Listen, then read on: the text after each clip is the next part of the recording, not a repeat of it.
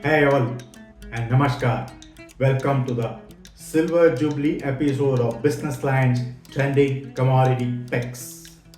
One of the oft repeated comments in the global commodities market currently is the situation after Donald Trump takes over as the US President on January 2025. Trump has warned of imposing additional tariffs on more countries, including the United States' closest trading partners. In the run up to the presidential elections, Trump came up with an America First policy, which includes plan to impose a 60% tariff on Chinese imports and 10% on all other countries. The policy is critical of multilateral systems such as NATO and the World Trade Organization.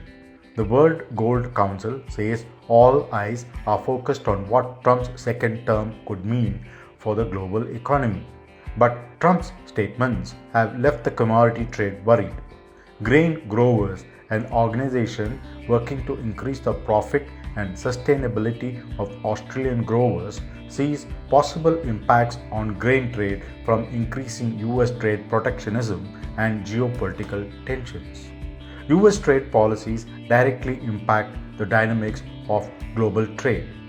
In its report Navigating Uncertainty: What the United States Election Means for Australia's Grain Industry, grain growers said the introduction of US trade tariffs has the potential to fuel a rise in protectionist measures, contributing to an increasingly unstable global trading environment.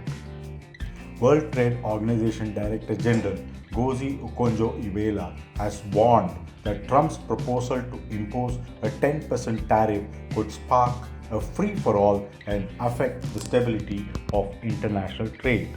For the global grains industry, the challenge is that this could fragment the WTO and flare up persisting US-China tensions. Grain Growers report points out how Australia has succeeded in exporting barley to Mexico after China imposed tariffs on it. According to the American Soybean Association and National Corn Growers Association, US soybean exports to China will likely decrease by 15 million tons if Beijing imposes new tariffs on soybean in retaliation to US moves. Corn exports could drop by over 2 million tons due to this, said a trade study on how potential tariffs could impact US soybeans and corn.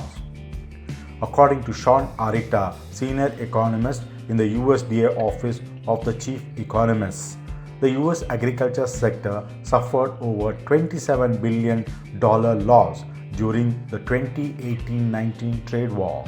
The US government had to set it right with a $28 billion aid. The growers suffered for a couple of years though.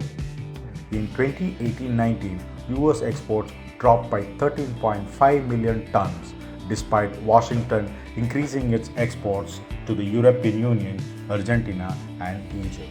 The trade study says a 60% retaliatory tariff will result in a loss of over 25 million tons of soybean exports and nearly 90% of corn exports to China. But Brazil could gain as a result, exporting more soybean and corn to China. There is another angle to this, as Russia, globally the top wheat exporter, is emerging as the dark horse in the grain trade. According to Russian Deputy Agriculture Minister Sergei Levin, President Vladimir Putin has set a goal of boosting agriculture exports 1.5-fold to $55 billion by 2030 compared to 2021. Moscow has asked its agro businesses to diversify exports of products more actively to boost supplies abroad and meet the 2030 target. Russia has already begun to offer tough competition to countries such as the US, Canada, and Australia in the grain sector. It has emerged as a key exporter of pulses, capturing Indian, Pakistan, and Chinese market. In China, Russia is the top source of peas. It has also become a major source of lentils and yellow peas to India. it could soon begin exporting pigeon peas and urad to India. All these are pointers that probably the global trade worries could be more than what it is presumed to be.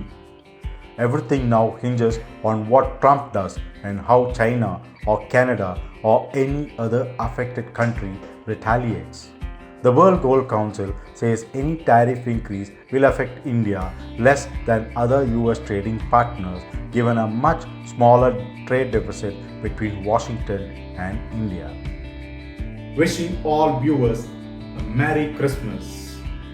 Be happy and keep smiling until we meet in our next episode.